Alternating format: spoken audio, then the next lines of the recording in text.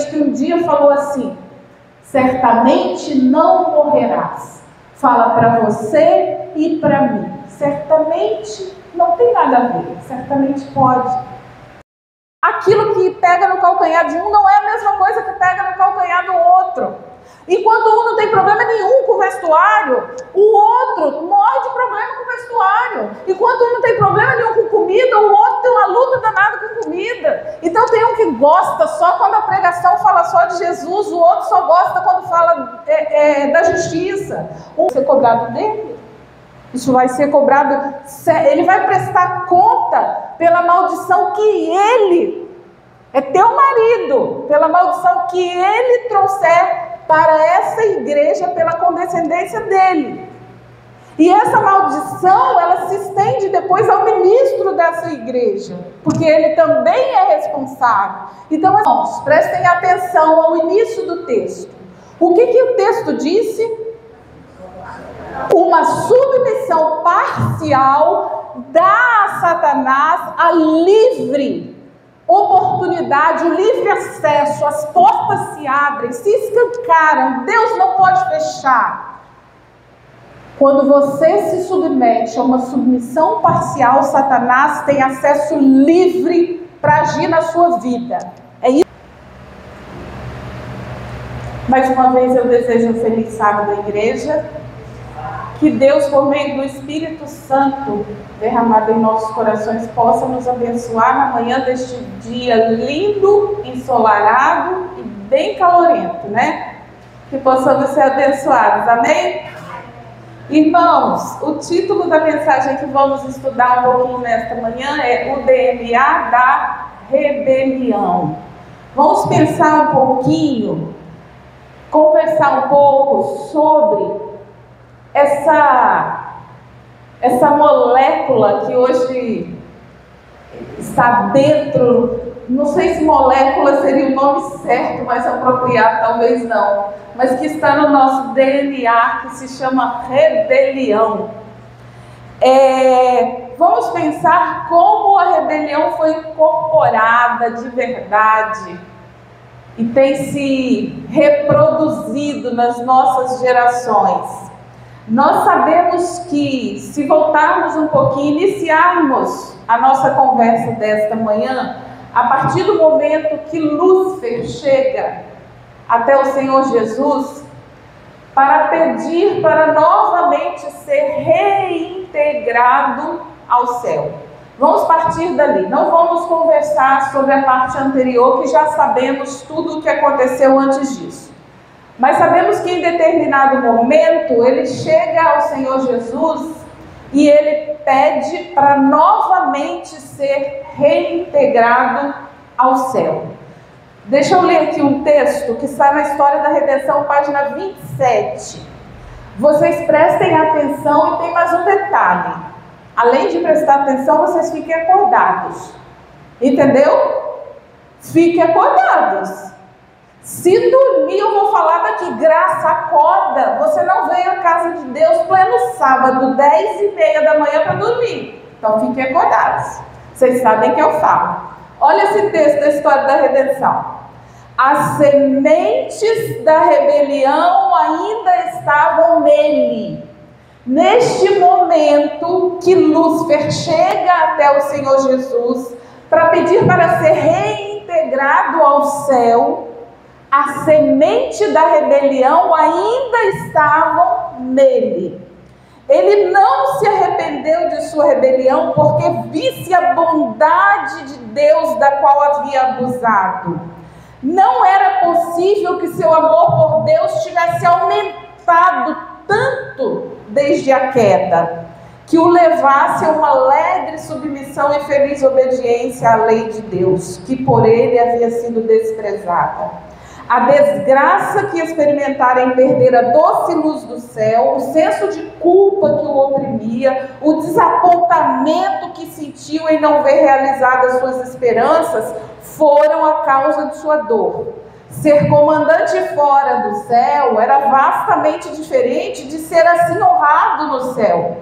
A perda que sofreu de todos os privilégios celestiais parecia demais para suportar e ele desejava recuperá-los. Irmãos, por que Lúcifer pediu a Deus para ser reintegrado ao céu?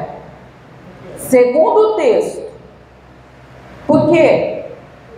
Ninguém escutou, presta atenção, se ninguém escutou, eu vou ter que ler de novo. Isso demora mais, vocês vão embora mais tarde, vão almoçar mais tarde. Então é melhor vocês me ajudarem. Por que ele pediu para ser reintegrado ao céu segundo o texto? Porque era mais honroso o quê?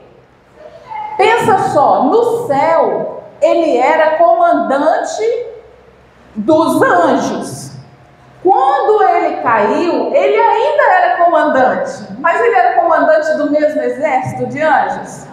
Não. Caiu com ele a terça parte. Então, ser comandante da terça parte não é a mesma coisa que ser comandante de todo o exército do céu. Ser comandante fora do céu era diferente de ser comandante no céu, diz o texto. Mas tem mais coisa também. Tem mais coisa que o texto fala. Além disso, o que mais que fala ali?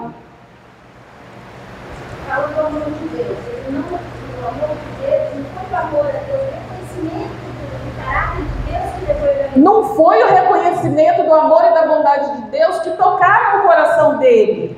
Não foi isso. Ele estava preocupado com os privilégios que ele perdeu. Ele estava preocupado com isso.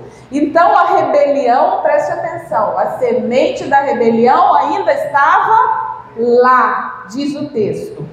Olha só, os anjos, eles avisaram a Adão e Eva do perigo que agora eles começavam a correr. Também ainda na página 27 de História da Redenção, os anjos falaram, se desobedecessem ao mandamento de Deus, então Satanás teria poder para sempre molestá-los, confundi-los e causar-lhes dificuldades. O trabalho especial de Satanás tem sido com grande sucesso desde a queda, levar o homem a forçar a porta dos segredos do Todo-Poderoso, a não estar satisfeito com o que Deus revelou e não cuidar de obedecer o que Ele ordenou. Qual tem sido a grande obra de Satanás, segundo o texto, desde a queda?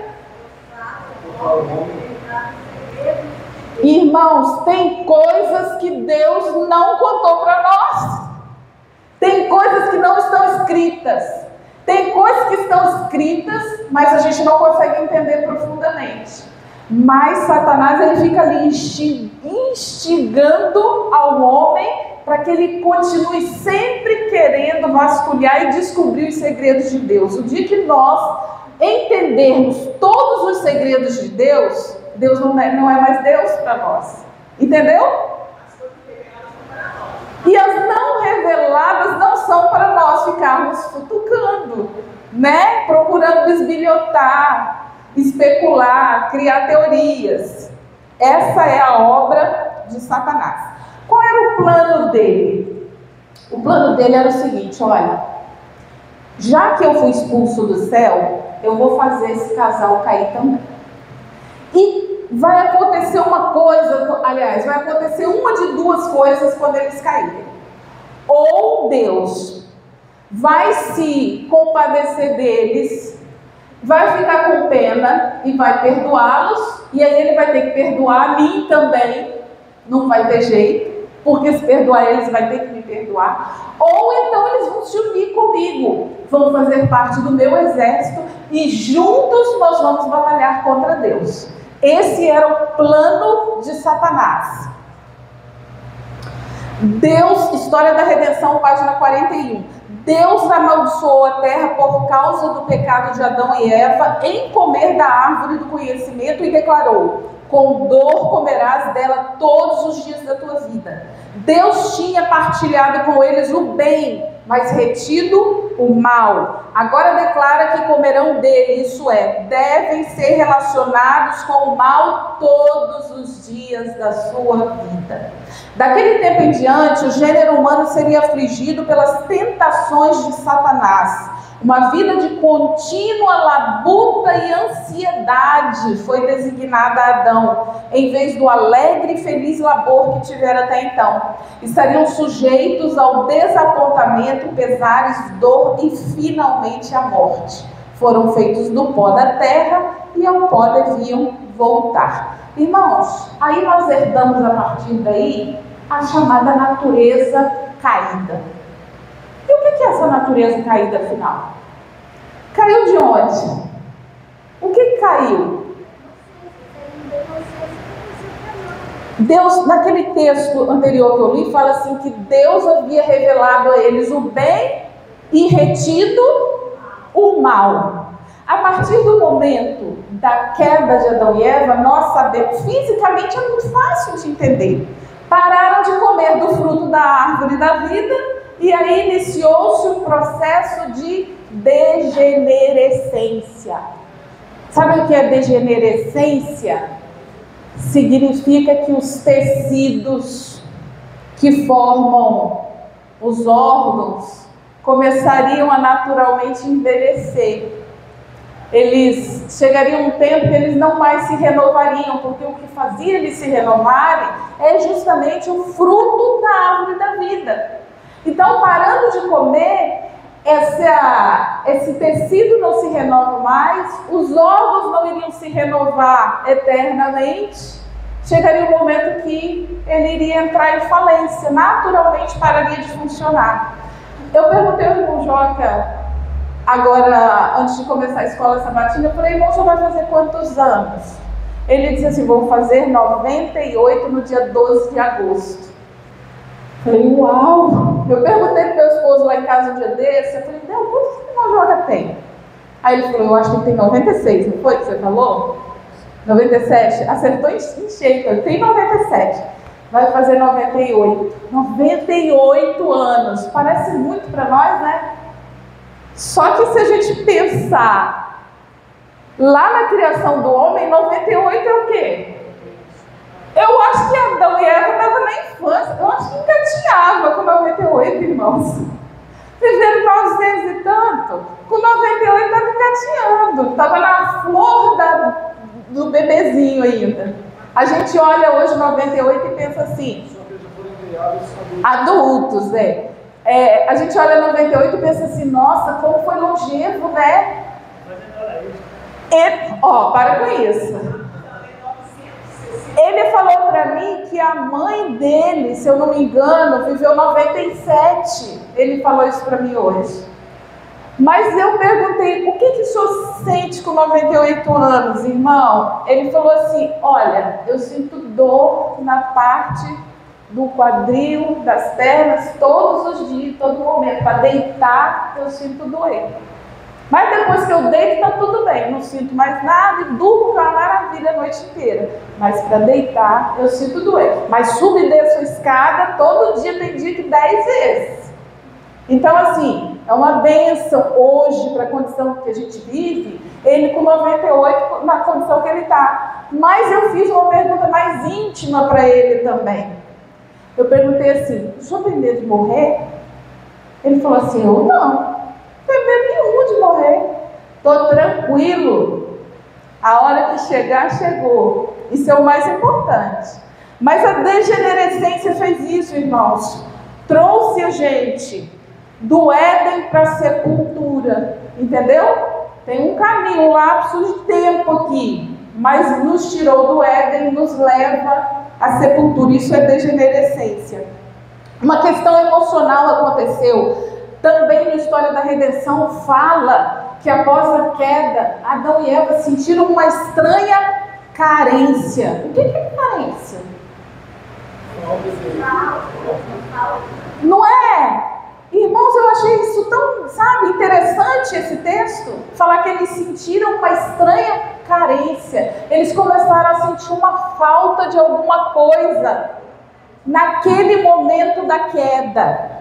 E outra coisa muito importante que eu li, que eu também não tinha parado para pensar sobre isso, após a queda, porque quando Deus criou o homem, criou os animais antes e depois criou o homem, ele falou para o homem o quê? Domine sobre todos os animais. Então Adão e Eva não deu só o nome para os animais, eles também tinham autoridade sobre todas as criaturas que foram feitas ali na terra antes deles. Com a queda eles perderam também essa autoridade. Olha que interessante, os animais agora não tinham mais submissão a eles. Vocês podem observar que, por exemplo, tem um domador de leão de circo, ele consegue domar aquele animal. Tem outros homens que também conseguem domar alguns outros animais, mas naturalmente os animais perderam a submissão à autoridade do homem. Junto com a rebelião do homem, os animais também se rebelaram e se rebelaram contra a autoridade do homem. Algo aconteceu também, irmãos. Um portal se abriu no mundo espiritual. E nesse portal que se abriu, foi dado permissão a Satanás e seus anjos para molestar, perturbar, incomodar, perseguir, ficar lá no calcanhar da gente, sabe? Tentando tirar a nossa paz, a nossa alegria, a nossa felicidade, a nossa comunhão com Deus. Então a gente precisa entender, fisicamente é fácil, mas espiritualmente não é tão fácil da gente entender a semente da rebelião, o que fez. Preste atenção, se nós pensarmos em epigenética é o seguinte, são os efeitos do meio, do ambiente em que nós vivemos, sobre o nosso DNA. Então, os efeitos do meio, da poluição que eu respiro, da água cheia de cloro, da música barulhenta na minha cabeça, estimulando certos pensamentos até, e certos hormônios a aflorarem, o agrotóxico que está no alimento, tudo isso vai compor a epigenética que vai alterando o meu DNA. Entenderam?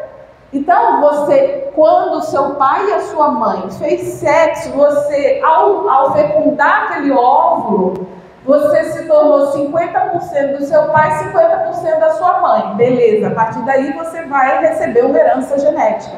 Mas, além disso, os seus genes, eles serão o que nós chamamos de metilação. Eles serão expostos a essas coisas que eu falei, o cloro da água, o agrotóxico, o veneno que a gente respira, que a gente come, que a gente bebe, a música que a gente ouve, a comida que a gente come. Então, os seus genes, eles serão expostos a tudo isso e eles serão expressos ou não. Há características que irão se manifestar ou não em você ou na sua próxima geração. Então, quando Adão e Eva se expuseram ao pecado, o pecado, ele fez parte da epigenética do mal, entendeu? A rebelião fez parte, porque foi um ambiente, um comportamento de rebelião, que o DNA deles foi exposto a isso, a esse comportamento rebelde contra Deus, e isso influenciou também na genética deles. Irmãos, vamos pensar o seguinte, quando Deus, por meio do Espírito Santo, colocou aquela criança no ventre de Maria, que viria nascer e se tornar o nosso Redentor, nós não cremos em uma doutrina católica que se chama pecado original. Vocês sabem o que é pecado original? A doutrina do pecado original? Pecado original é que, porque Adão e Eva pecou, todos nós nascemos pecadores por causa do pecado de Adão e Eva. Nós não cremos nisso, na doutrina do pecado original. Nós cremos que nós herdamos uma natureza caída, mas o nosso pecado é o nosso ato, entendeu? O nosso pecado não é o ato, nós não somos condenados e julgados pelo pecado de Adão e Eva. Nós somos julgados e condenados pelo nosso pecado, certo? Então nós não cremos no pecado original. Nós não cremos que esse pecado passa de pai para filho, entendeu? Mas a genética, ela passa de pai para filho. O que vem na genética? A genética carrega toda essa natureza caída. Fala que Jesus sentiu fome igual a gente sente, sentiu sede. É uma natureza mais fraca, que adoece com mais facilidade, que suporta menos as coisas que acontecem no ambiente, tende a ficar mais doente. Então isso tudo vem com uma natureza que não só nessa parte física, mas na parte moral também foi se degenerando por causa do comportamento cada vez mais ímpio do homem, entendeu? Então isso nós herdamos de Adão e Eva, essa natureza moral e física decaída, mas não o pecado original dele. Então a semente da rebelião que nasceu ali impactou esse ambiente dessa epigenética, impactou sim a Adão e Eva, mas também um portal foi aberto no mundo espiritual. Agora, para que o homem não fosse totalmente rendido a isso, nós temos Gênesis 3,15. Estabelecerei inimizade entre quem? Entre ti e a mulher. E como é que essa inimizade acontece? Por que tem inimizade? Como ela se manifesta na nossa vida? A inimizade entre nós e a serpente. Por que nós somos inimigos da serpente na prática, irmãos? Já viram quando nós lemos aqui em algum momento um texto que fala que o Espírito Santo de Deus está sendo retirado da terra? Quando o Espírito Santo de Deus é retirado das pessoas, o que acontece com elas? Elas são entregues a quê? Às suas próprias paixões e desejos. Então, elas passam a se render completamente à vontade de quem? De Satanás. Então, quem é que é o mediador dessa inimizade entre nós e a serpente? O Espírito Santo, ele é o penhor, ele é a garantia de que nós seremos inimigos do pecado. Porque quando o Espírito Santo de Deus não habita em nós, nós automaticamente somos amigos do inimigo de Deus. E quando o Espírito Santo de Deus atua na nossa vida, aí é o contrário. Nós nos tornamos amigos de Deus. Então a influência do Espírito Santo é que garante em nós essa inimizade entre nós e o pecado, entre nós e o autor do pecado. Entenderam? Agora, o povo de Deus, ele tem sido especialmente objeto da atenção de Satanás para disseminar essa semente da rebelião. Se lembra que estamos falando sobre o DNA da rebelião. O povo de Deus, ele é objeto especial da atenção de Satanás para disseminar essa rebelião, não só entre nós mesmos, mas também no mundo. Quer ver uma coisa? Se nós olharmos a história do povo de Israel, eles vivem assim, olha, ora lá em cima, amigos de Deus, ora lá embaixo, em rebelião contra Deus, ora lá em cima, amigos de Deus, ora lá embaixo, inimigos e rebeldes contra Deus. A nossa história é muito diferente. Se olharmos individualmente para cada um de nós, a gente pode afirmar que a gente, quando aceitou Jesus, a gente começou numa caminhada e a gente segue nela sempre avante, sempre para o alto, com nunca baixo, só alto. É assim que funciona com a gente? Não, infelizmente não é assim. Deixa eu falar para vocês um texto que está aqui também, em Patriarcas 324, não, Profetas e Reis 324, sobre um texto, é um comentário sobre o texto de Isaías. Os que te guiam, continuou o profeta, te enganam e destroem o caminho das tuas veredas. Durante o reinado de Acaz, isto foi literalmente verdade, pois dele está escrito, andou nos caminhos dos reis de Israel, e demais disso fez imagens fundidas a Baalim. Também queimou incenso no vale do filho de Inom e queimou seus filhos no fogo, conforme a todas as abominações dos gentios. Em todos os séculos, por amor dos que permaneceram leais, bem como em virtude do seu infinito amor pelo transviado, Deus tem manifestado tolerância sempre para com os rebeldes. Irmãos, Deus não desistiu dos rebeldes. A rebeldia começou no céu, se estendeu para a terra. Adão e Eva entraram nessa rebelião, mas diz que Deus nunca desistiu de nenhum rebelde. Olha Isaías 30, de 9 a 11. Porque este é um povo rebelde, diz o profeta Isaías. São filhos mentirosos, filhos que não querem ouvir a lei do Senhor, que dizem aos videntes, não vejais, e aos profetas, não profetizeis para nós o que é reto. Dizei-nos coisas aprazíveis e profetizai ilusões. Desviai-vos do caminho, apartai-vos da vereda, fazei que o Santo de Israel deixe de estar perante nós. Irmãos, o que é o que o profeta Isaías disse sobre você e sobre eu? Fala mais alto, Fátima. Rebelde por quê? Irmãos, ele disse assim, olha, vocês são mentirosos. Olha que coisa grave, preste atenção. Ele disse assim, que eles falavam assim, olha, e nós muitas vezes fazemos isso. Não fale o profeta com a gente. Ali naquela versão fala vidente. Não deixe o vidente também falar para nós. E o pior de tudo, olha o pior de tudo, o último versinho, fala assim, olha, desviai-vos do caminho, apartai-vos da vereda, fazei que o Santo de Israel deixe de estar perante nós. Irmãos, o povo pedia assim, tira Deus daqui, não deixa Deus ficar aqui no nosso meio, a gente não quer Ele aqui. E por que eles não queriam Deus ali, irmãos?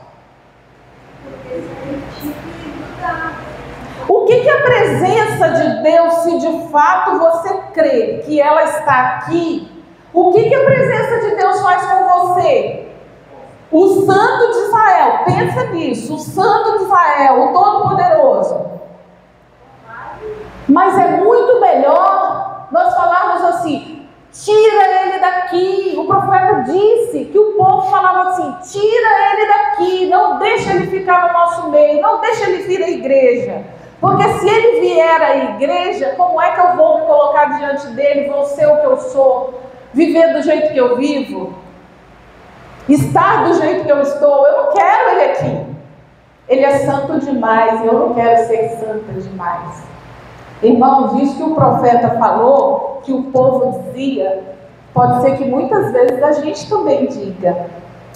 Tem uma fala nesse capítulo que diz assim, no livro Profetas e Reis: mas os perigos de fora, esmagadores como fossem parecer, não eram tão sérios quanto os perigos internos. Era a perversidade de seu povo que levava ao servo do Senhor a maior perplexidade e a mais profunda depressão. Por sua apostasia e rebelião, os que podiam ter permanecido como portadores de luz entre as nações estavam atraindo juízos de Deus. Preste atenção, o profeta Isaías fala assim, olha, esse povo era tão rebelde, que por mais que fora haviam nações que ameaçavam, isso não me dava medo. Eu não sentia medo, porque há situações no mundo, a violência, há guerras e rumores de guerra, há assaltantes, há doenças, há vírus, há maldade, há tanta coisa ruim, perseguição, tem tantas coisas ruins no mundo, dizia o profeta Isaías. Mas eu não ficava assustado e nem com medo disso. O que muito me assustava e me preocupava era a rebelião que havia no meio de nós. É isso que diz o profeta Isaías. Que se hoje, talvez vivo entre nós, falasse algo semelhante. Irmãos, existe um espírito esquisito no ar, sabe? Um espírito estranho nesse momento da história do mundo. E esse espírito da rebelião que está no ar que a gente respira, ele tem uma necessidade de mudar, de modernizar, de inventar, de criar, de revolucionar, de transformar, de inovar, sabe? Que isso parece que está no próprio ar que a gente respira. O texto que foi lido para a base de nossa oração, que diz assim: perguntai pelas veredas antigas qual é o bom caminho e faz o quê? Esse texto é um texto que a gente gostaria que não estivesse lá. A gente não gosta nem que ele seja citado. Não é bom, a gente não quer saber de nada antigo. Antigo é coisa de museu. A gente vive pleno ano 2024, tecnologia bombando, inteligência artificial para tudo. Eu não quero saber de veredas antigas, eu quero saber daquilo que é novo, daquilo que é novidade, daquilo que é diferente, e não daquilo que é antigo. Muitos pontos claros da nossa fé sorrateiramente têm sido questionados por muitos de nós, sabiam disso? Muitos pontos que são marcos da nossa fé, tem sido questionado por muitos de nós, por jovens e não jovens. Sabiam disso? Então a gente começa a questionar e a duvidar a partir de ideias inovadoras, uma forma nova de enxergar aquilo que nós sempre entendemos como sendo verdade. Agora a gente não quer mais que seja verdade. E a gente começa a questionar, a indagar. Não, mas isso não era assim. Não é bem assim. A igreja durante muito tempo interpretou isso assim, mas não é assim. Não está certo assim. Pode ser melhorado por nós. Porque agora nós somos todos universitários, então a gente pode enxergar todas as coisas por um novo ângulo. Irmãos, isso é o espírito de rebelião que está no ar que a gente respira. A mesma serpente que lá no Gênesis falou assim: olha, certamente não morrerás.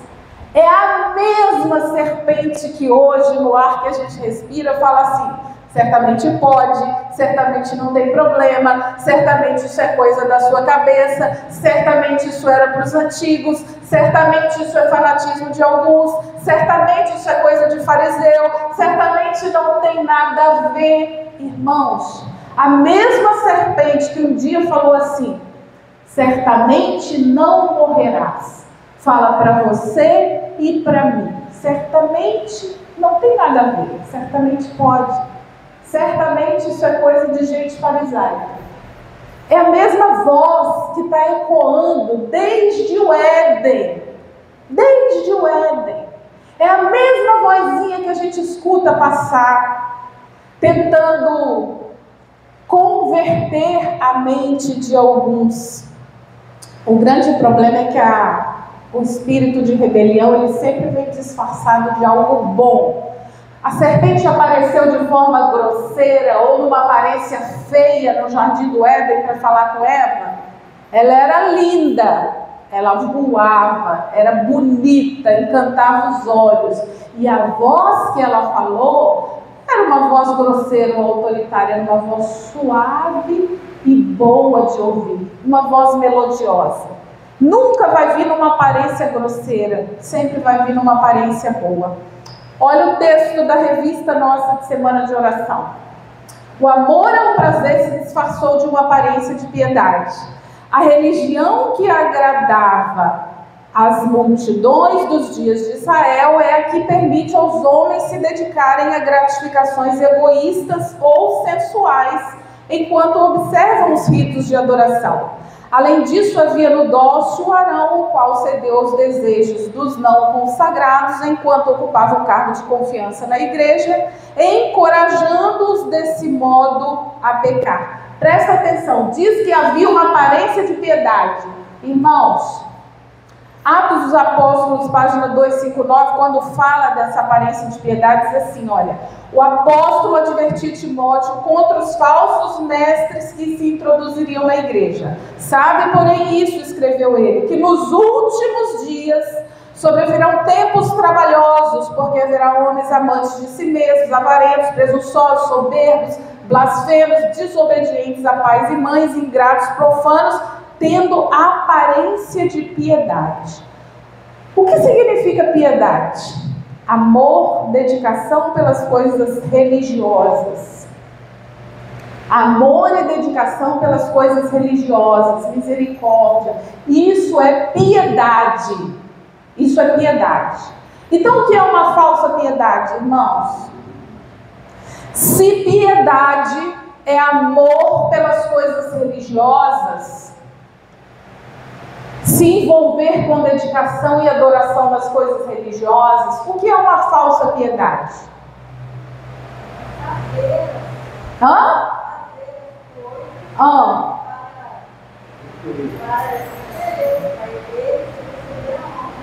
Eu posso estar aqui fazendo qualquer coisa para Deus, distribuindo comida aos pobres, trabalhando nas docas, passando a lição, pregando, cantando louvor, limpando o chão da igreja, ajudando na faxina, doando um móvel novo. Isso tudo ser aparência de piedade?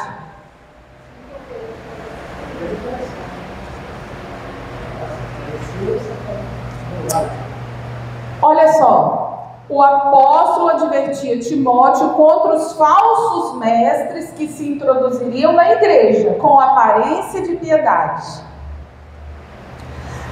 Diz o Atos dos Apóstolos também 289, assim, olha, como João, Judas professava ser discípulo de Cristo, mas possuía apenas uma aparência de piedade. Qual era o problema de Judas? Qual era o problema de Judas? Ele tinha uma aparência de piedade, irmãos. Ele parecia que estava preocupado, e quando ele falava assim, Senhor, não gasta tanto dinheiro dando para os pobres. Não parecia que ele estava preocupado com Jesus? Ou quando o contrário, de repente ele ia arrecadar uma oferta, ele dizia assim, gente, vamos doar mais, porque Jesus precisa de mais dinheiro para alimentar mais pobres. Não parecia que era uma coisa boa? De qualquer uma das duas falas, mas era só uma aparência de piedade, porque no fundo, ele não estava preocupado com aquilo que ele dizia. Além da falsa piedade, o texto destaca também a questão da sensualidade. Diz assim, olha, a religião que agradava as multidões dos dias de Israel é a que permite aos homens se dedicarem a gratificações egoístas ou sensuais, enquanto observam os ritos de adoração. Tem muitos de nós, irmãos, que muitas vezes nos encantamos com a questão dos ritos, mas no fundo, alimentamos o espírito de falsa piedade ou sensualidade. É isso que diz o texto para nós. Aquilo que Atos dos Apóstolos diz em 289, serve muitas vezes para nós. Fala assim, olha, João e Judas representam aqueles que professam ser seguidores de Cristo. Ambos esses discípulos tiveram as mesmas oportunidades de estudar e seguir o Divino Mestre. Ambos estiveram intimamente ligados a Jesus e experimentaram o mesmo privilégio de ouvir-lhe os ensinos. Ambos possuíam sérios defeitos de caráter e ambos tiveram acesso à graça divina. Só que um se permitiu ser santificado e o outro não. Irmãos, prestem atenção. Todos nós aqui temos a mesma oportunidade. Qual oportunidade aqui foi dada a um que não foi dada ao outro? Para alcançar a salvação, para ser transformado por Jesus Cristo. Quem aqui se sente na liberdade de se excusar e dizer assim, olha, porque foi dado tal privilégio a Rosa e não foi dado a mim, ela teve mais chance. Quem vai poder chegar no céu diante do juízo e falar assim, acabou aqui, ó. A oportunidade foi dada a Rosa, mas não foi dada a mim, Senhor. Por isso eu não alcancei a salvação. Quem aqui tem condições de falar isso? A mesma oportunidade que foi dada a João, foi dada a Judas. Só que João aproveitou, amou a oportunidade. E Judas não. Judas não se sentiu tocado por aquilo. Eita, sou, que a mulher fala alto, eu trem meio alto aqui. Judas não se sentiu tocado pela oportunidade que ele teve. Exegese da última parte do texto. Olha só, além disso, havia o dócil Arão, o qual cedeu aos desejos dos não consagrados enquanto ocupavam cargo de confiança na igreja, encorajando-os desse modo a pecar. Irmãos, qual foi o problema de Arão?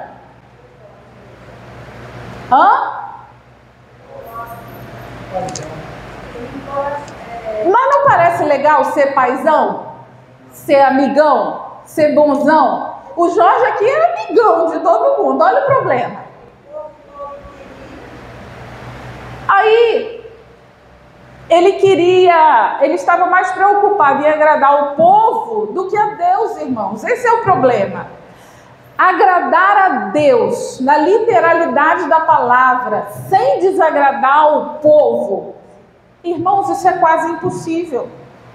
Isso é, pelo menos, se nós considerarmos agradar o povo como um todo. Olha, eu vou agradar a todos vocês e, ao mesmo tempo, eu vou agradar a Deus. Assim vai ser a nossa programação de sábado. Tudo que fizermos, eu tenho certeza, vai agradar 100% de cada um de vocês e vai agradar 100% a Deus. Me digam, isso é possível?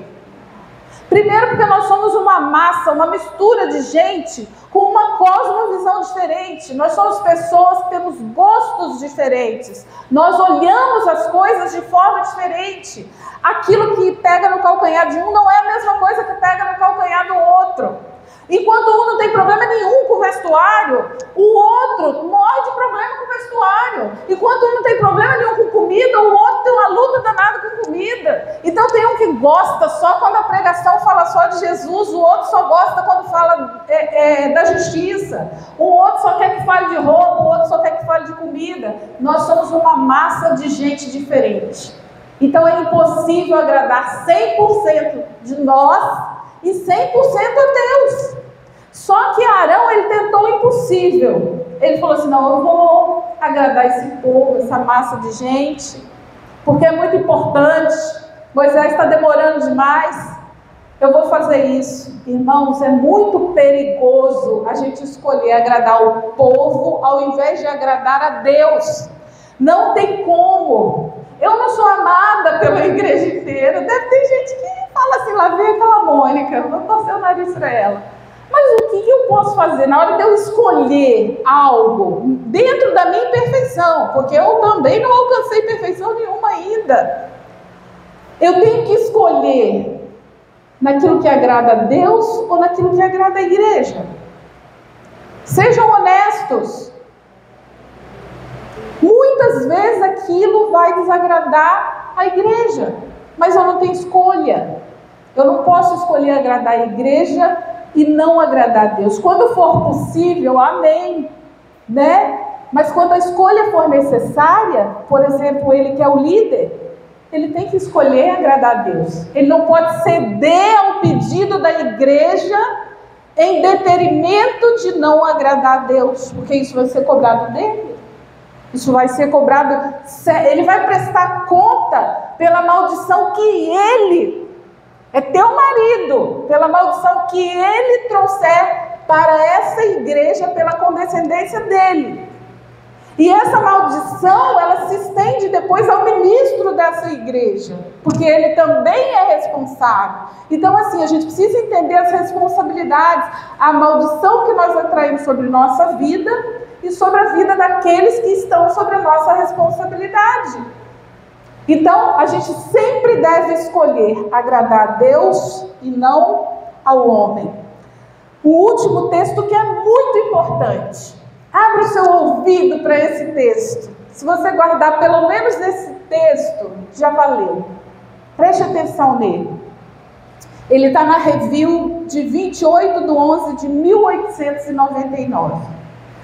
Uma submissão parcial à verdade dá a Satanás a livre oportunidade para agir. Irmãos, prestem atenção ao início do texto. O que o texto disse? Uma submissão parcial dá a Satanás a livre oportunidade, o livre acesso, as portas se abrem, se escancaram, Deus não pode fechar. Quando você se submete a uma submissão parcial, Satanás tem acesso livre para agir na sua vida. É isso que está dizendo aqui. Até que o templo da alma esteja completamente submisso a Deus, ele, o templo da alma, funciona como um baluarte do inimigo. Olha só. Até que o templo da alma, ou seja, você, o seu corpo, na inteireza do seu ser, esteja submisso a Deus, o seu corpo, o seu ser, os seus sentidos vão funcionar como um baluarte do inimigo de Deus. Esse texto não foi a Mônica que criou. Essa influência está afastando as almas dos grandiosos e antigos marcos para caminhos falsos. Quando a mente se torna confusa, quando o certo é considerado não essencial e o erro é chamado de verdade, é quase impossível fazer com que estas almas enganadas vejam que é o adversário que tem confundido os seus sentidos e poluído o templo de sua alma. Presta atenção, quando você permite que a sua mente se torne confusa em relação à palavra de Deus, em relação a um categórico, assim diz o Senhor, é muito difícil de te resgatar. Então o segredo está em você não abrir as janelas da sua alma para permitir que Satanás traga essas confusões sobre a sua mente. Quando você começa a achar que o certo não é essencial, que não é imprescindível que o certo seja cumprido, que você pode negociar com o certo, você começa a correr muito risco. Um conjunto de mentiras é colocado no lugar em que verdade e somente verdade deveria estar. A palavra de Deus é uma letra morta para eles e o amor do Salvador é desconhecido. Irmãos, não permita que coloquem confusão na tua mente. Não permita que o espírito de rebelião que hoje reina na mente de muitos chegue perto das janelas da tua alma. Não permita. Aonde a verdade foi estabelecida, você não deve permitir que nenhum falso encanto de Satanás venha distrair a tua atenção. Não dê ouvidos ao canto da serpente que diz assim: não morrerás. Um pouco pode. A igreja está errada, a igreja é retrógrada, não é mais assim, tudo mudou, o mundo mudou, a gente tem que mudar. Irmãos, não permita. Esse espírito de rebelião que está no ar não é de Deus. Nós vamos concluir agora que somente com uma fala para nós. Tem passagens na Bíblia que, Iago, se você quiser vir, o hino que nós vamos cantar é o 290. Tem passagens na Bíblia que nós gostaríamos que elas não estivessem lá. Verdade ou mentira? Fala para mim, verdade ou mentira? Fala para mim, você. Tem passagens na Bíblia que você gostaria que não estivessem lá? Tem ou não tem? Tem, irmãos. Tem passagens na Bíblia que são incômodas. Não tem? Fala a verdade. Tem coisa que a gente pensa assim: por que, Senhor, que o Senhor colocou isso aqui? Por que não podia ser diferente? Então tem passagens na Bíblia que são incômodas, que a gente não entende, que a gente gostaria que não estivesse lá. Tem formas que a gente gostaria que elas fossem diferentes. Mas Deus, quando revelou a sua palavra, Ele sabe. Lembra a história que eu contei no Minuto de Saúde? Tem um nervo que sai do cérebro, passa por trás do coração para chegar aqui na laringe. Para que deu essa volta? A gente não sabia durante quase 6.000 anos por quê. Mas tinha um motivo, agora a ciência descobriu. Porque ele precisa, ele enerva o coração, ele precisava estar lá. Então tem coisas que a gente não sabe por que é. Mas é, porque Deus sempre quer o melhor. E quando ele fala assim, perguntai pelas veredas antigas, qual é o bom caminho? Andai por ele. A gente não pode cometer o mesmo erro que o Israel de Deus cometeu durante vários anos, dizendo assim, não andaremos. A gente já viu na história do povo de Israel que não foi bom para eles, que não funcionou, que não era o melhor. A gente tem a história para isso, irmãos. A gente precisa falar diferente. Hoje, a gente precisa falar assim, nós andaremos, Senhor. Tudo aquilo que o Senhor disser, nós faremos, Senhor. É isso que Deus espera de nós hoje. Porque isso é o que Ele quer? Não, porque isso é o melhor para nós. Para nós. Não é porque Ele quer, é porque Ele sabe o que é melhor para mim e para você. E eu de verdade, eu espero que esse penhor que coloca inimizade entre nós e a serpente, ele realmente atue na nossa vida, irmãos. E a gente continue a permitir que o Espírito Santo de Deus continue a trabalhar conosco, para nós não nos aliarmos de maneira nenhuma nessa rebelião que há no mundo, e muitas vezes até dentro da igreja, nós não nos aliarmos com esse espírito de rebelião. Que a gente entenda que nós somos ovelhas que precisam de um pastor. Amém?